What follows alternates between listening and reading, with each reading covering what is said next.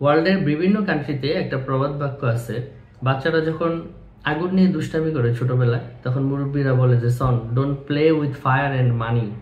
ছোটবেলায় আগুন নিয়ে খেলা করতে নাই, তাহলে বিপদ হয়, ঘর বাড়ি পুরো আগুন লেগে ছারকার হয়ে যায়। আর বড় হইলে টাকা নিয়ে খেলা করতে হয় না।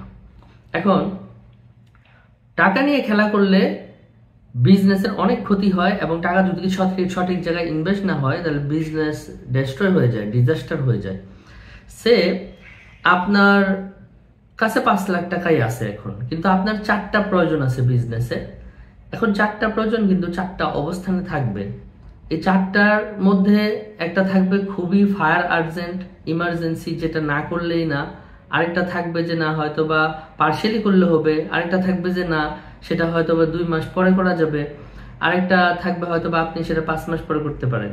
তো এইরকম প্রয়োজন বুঝে আপনার সেই জায়গাটাতে হয় 1টা বা 2টা প্রয়োজনে ওই 5 লাখ টাকা আপনার ইনভেস্ট করতে হবে, যেটা সবচেয়ে ইমার্জেন্সি।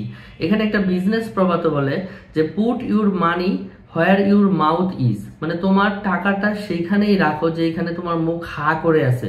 এই মাউথ, মুখের মধ্যে টাকা ঢালার কথা বলা হয় নাই, এটা বলা হয়েছে যে তোমার প্রয়োজন যেখানে, মানে বিজনেসের ঠিক যেই জায়গাটাতে সবচেয়ে বেশি টাকার প্রয়োজন, ঠিক সেই জায়গাটাতেই টাকা ঢালার কথা বলা হয়েছে। Put your money where your mouth is.